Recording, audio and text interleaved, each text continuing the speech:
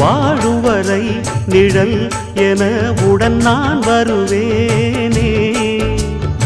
ஏழ் பிறப்பும் உயிர் துணை உனை நான் பிரியேனே.